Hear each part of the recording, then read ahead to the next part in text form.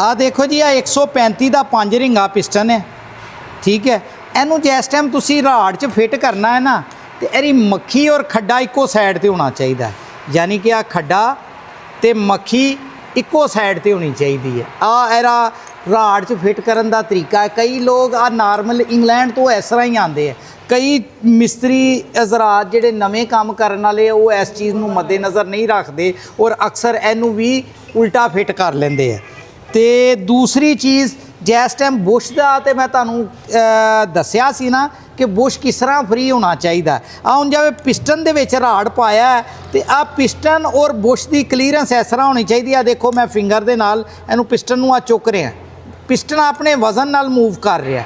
ਅਗਰ ਬੁਸ਼ ਦੇ ਵਿੱਚ ਪਿਸਟਨ ਆਪਣੇ ਵਜ਼ਨ ਨਾਲ ਮੂਵ ਨਾ ਕਰੇ, ਇਸ ਤਰ੍ਹਾਂ ਫਰੀ ਮੂਵ ਨਾ ਕਰੇ, ਤੇਲ ਲੱਗ ਕੇ ਵੀ, ਤੇ ਉਹ ਪਿਸਟਨ ਜਿਹੜੇ ਆ ਨਾ ਸੀਜ਼ ਹੋ ਜਾਂਦੇ ਆ। ਕਨੈਕਟਿੰਗ ਰਾੜ ਦੇ ਵਿੱਚ ਪਿਸਟਨ ਫਿੱਟ ਹੋ ਕੇ ਪਿਸਟਨ ਜਿਹੜਾ ਇਸ ਤਰ੍ਹਾਂ ਫਰੀ ਮੂਵ ਹੋਣਾ ਚਾਹੀਦਾ। ਅਗਰ ਫਰੀ ਮੂਵ ਨਾ ਹੋਏ ਤੇ ਇਹਦਾ ਮਤਲਬ ਬੁਸ਼ ਥੋੜਾ ਜਿਹਾ ਟਾਈਟ ਹੈ। ਆ ਬੁਸ਼ ਆ ਬਿਲਕੁਲ ਠੀਕ ਹੈ। ਇਹ ਨਦੀਮ ਸਾਹਿਬ 5 ਰਿੰਗਾ ਜੈਨੂਅਨ ਆ ਕਿ ਆ 135 ਦੇ ਵਿੱਚ 135 240 ਦੇ ਵਿੱਚ ਅਸੀਂ ਆ 5 ਰਿੰਗਾਂ ਹੀ ਪਾਉਂਦੇ ਆ, ਔਰ ਛੋਟੀ ਆ ਚੁੰਝ ਵਾਲਾ ਪਾਉਂਦੇ ਜਿਹੜਾ 135 ਚ ਹੁੰਦਾ ਸੀ। ਇਹਦੇ ਨਾਲ ਗੱਡੀ ਧੂਆਂ ਨਹੀਂ ਮਾਰਦੀ, ਸਹੀ, ਇਹਦੀ ਪਾਵਰ ਵੀ ਅੱਛੀ ਆਉਂਦੀ ਹੈ। ਜੈਨੂਅਨ 5 ਰਿੰਗਾ ਹੁੰਦਾ। ਆ ਜੈਨੂਅਨ ਜਿਹੜਾ 135 ਚ 5 ਰਿੰਗਾਂ ਹੀ ਆਉਂਦਾ ਸੀ। ਸਹੀ ਸਹੀ। ਇਹ ਆ ਦੇਖੋ ਹੁਣ ਆ ਜਿਹੜਾ ਪਿਸਟਨ ਹੈ ਨਾ, ਆ ਫਿੱਟ ਕੀਤਾ ਹੈ, ਆ ਹਲਕਾ ਜਿਹਾ ਆ ਦੇਖੋ ਆੜ ਰਿਹਾ, ਸਹੀ, ਆ ਆੜ ਰਿਹਾ। ਇਹਦੇ ਵਿੱਚ ਜਿਸ ਟਾਈਮ ਆ ਫਿੱਟ ਕੀਤੇ ਆ ਨਾ, ਬੱਚਿਆਂ ਕੋ ਰਾੜ ਦੇ ਵਿੱਚ ਨਾ ਹਲਕੀ ਜੀ ਕੋਈ ਬੁਸ਼ ਦੇ ਵਿੱਚ ਚੋਟ ਲੱਗ ਗਈ ਹੈ, ਜਿਹਦੀ ਵਜ੍ਹਾ ਨਾਲ ਉਹ ਆੜਦਾ ਪਿਆ।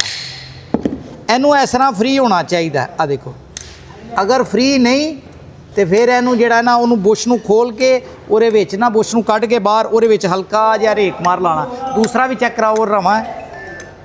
ਆ ਦੇਖੋ ਨਾ, ਹੁਣ ਆ ਪਿਸਟਨ ਖੜਾ ਹੋ ਗਿਆ, ਇਹਨੂੰ ਅਸੀਂ ਪਿਸਟਨ ਨੂੰ ਬਾਹਰ ਕੱਢेंगे, ਬਾਹਰ ਕੱਢ ਕੇ ਤੇ ਪਿੰਨ ਨੂੰ ਹਲਕਾ ਜਿਹਾ ਪੇਪਰ ਲਾएंगे, ਫਿਰ ਆ ਠੀਕ ਹੋ ਜਾਏਗਾ। ਆ ਹਜੇ ਜਿਹੜਾ ਹੈ ਨਾ ਆ ਠੀਕ ਨਹੀਂ ਹੋਇਆ, ਆ ਹਜੇ ਨਹੀਂ ਠੀਕ।